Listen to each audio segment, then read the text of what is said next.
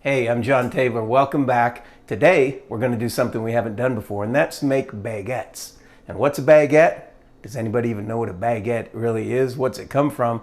It comes from the Latin word baculum, which means staff. And in Italian, it's bacchetto, staff or stick. And so I guess, if you have a piece of bread that's long and you could play baseball with it, you've got yourself a baguette. So that's what we're going to try to do. So what I've done already is made dough the same as you would with sourdough bread and let it sit overnight so it's fermented. So now I'm going to put it out on top of a board. Now I'm not putting flour on the board because that would defeat the purpose of having the flour neutralized by the starter and having all the gluten neutralized. So I'm not going to put more flour. You can put olive oil on the board. You can use flour if you want, but once I've completely fermented the gluten, I don't really want to put anything else in there like that. And then what I'm going to do is grab a knife and I'm going to guess is what I like to do and just cut it. It's already been fermented, and we're going to make sticks, which is really kind of like the Italian idea of the different pastas they have. One will be called rigatoni, one will be called fettuccine, but really what's the difference in most of them? It's the shape. So I'm going to roll these out. Now, the ways you can do this, you could do this before it ferments, or you can do it after. And we'll see the results either way. Now, the interior can get a little sticky, so I'm going to put a little olive oil right on my hands. And if it sticks to the board, put a little bit on the board. When you put it on the baking sheet,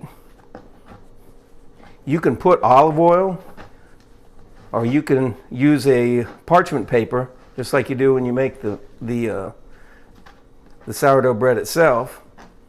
But what's going to be great about this when it gets done is you can use it to make sandwiches, Subway type sandwiches, long ones, or you can use it to make garlic bread with butter and garlic.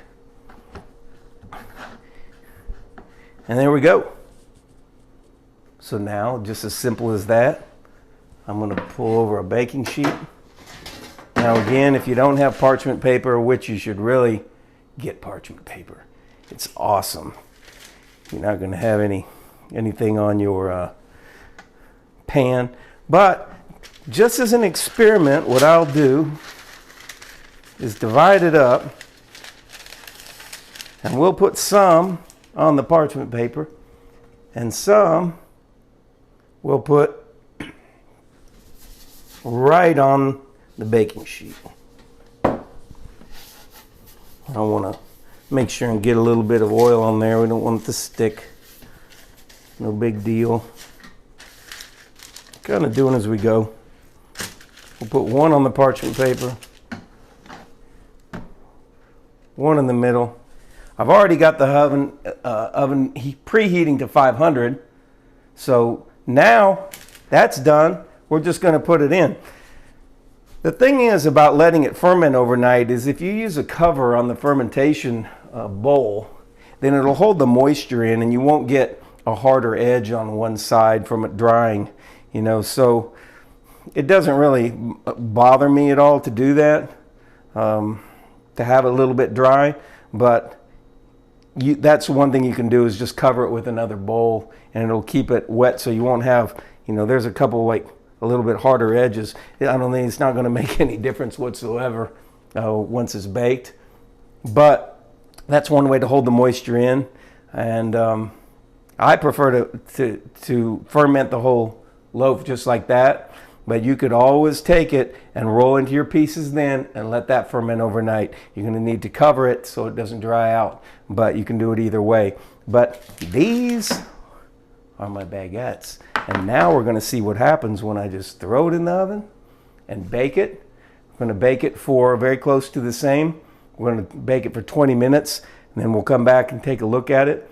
And since we don't have it covered, what I will do, and what you can do, is you can put a pie pan in the oven. Let's see where my pie pan is. Here, pie pan, there it is. I knew I put it somewhere. And what you do is you just fill that up with some water. It doesn't have to be purified water, but it's going to be steam in the oven. So you can if you want. But you put a little water in there, and you're going to put it in the oven with your bread, and it's going to create steam and be like a big Dutch oven for anything on the baking pan, and it lets the inside cook a little bit more thoroughly before the outside begins to cook. It's just a trick. You can do it. You can not do it. Don't worry about it. It's going to come out fine. And so now I'm going to put this in. But before I do, I wanted to just say that, again, I make my dough and ferment it overnight. Sometimes I don't know what I'm going to use it for until the next day. So you can, cut a piece off and use it for pizza, for pan pizza. Or you can make bread out of the entire thing. Or you can cut a piece off and make some pizza and some bread. Or you can make baguettes. So I don't really mind any inconsistencies that might be there from having a little bit of a dryness on an edge or anything like that. But you can always take your dough the day before and roll it out exactly how you want it. It's your choice. It's not a big deal either way.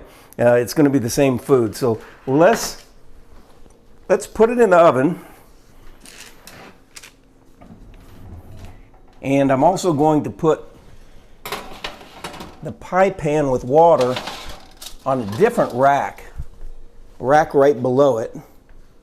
Make sure to do it with the hand that has the glove on.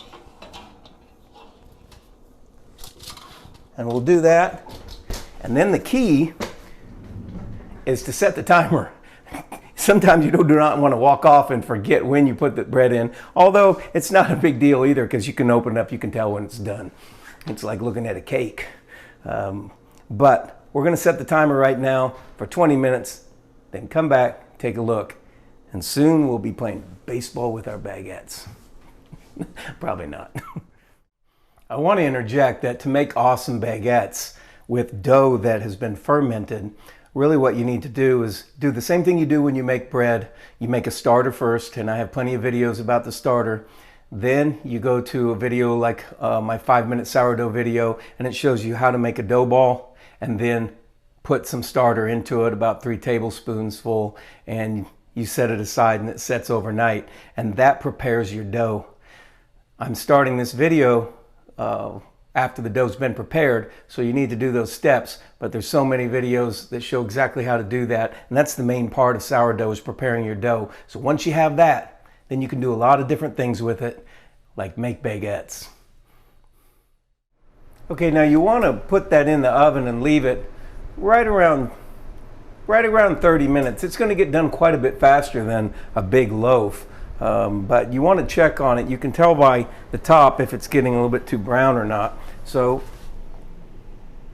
I'm actually going to take that out. And there they are.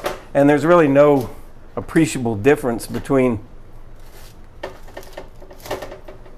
the parchment paper and the other, but I'll let that cool just a little bit, and I'm going to get the cooling rack. They'll actually cool a little bit quicker, and I'm going to go for it. I'm going to pick one up. It's not that hot. I mean, it's hot, but be careful if you do that. You can use a fork just the same.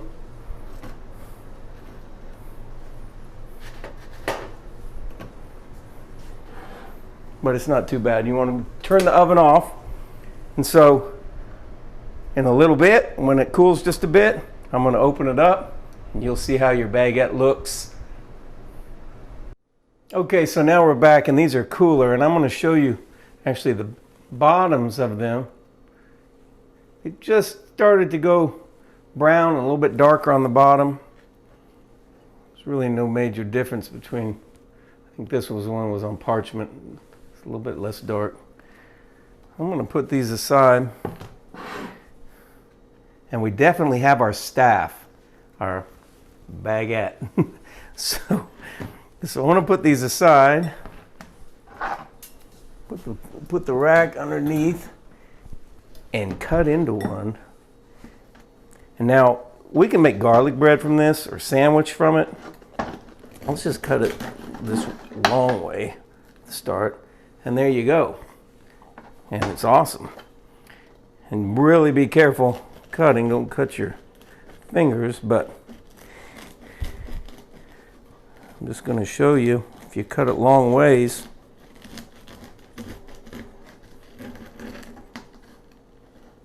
It's still steaming hot inside, but look at that. That's fantastic. And you know, if you roll it just a little bit, a little wider, you'll have a wider one. But that's exactly how it should look. It's the flour with all the bran in it, and it's completely cooked perfectly. And you can put butter and garlic in there, and throw it back in the oven under the broiler for a short time, and have the best garlic bread, and put Parmesan on it too. That is excellent.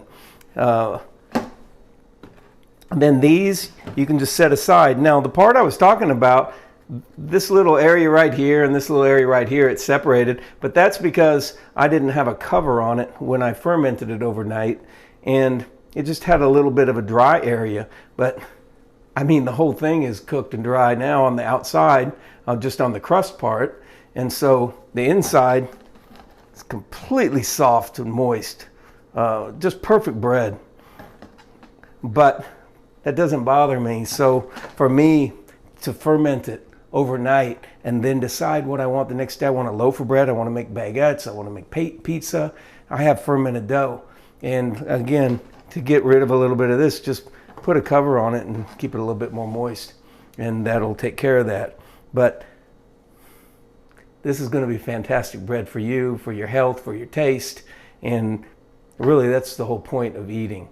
Not to put things in our body that aren't going to nourish us, satisfy us, take care of us, and that we really, some of the things people do enjoy while they're eating it, but their body doesn't enjoy it. So this is actually seriously good for you.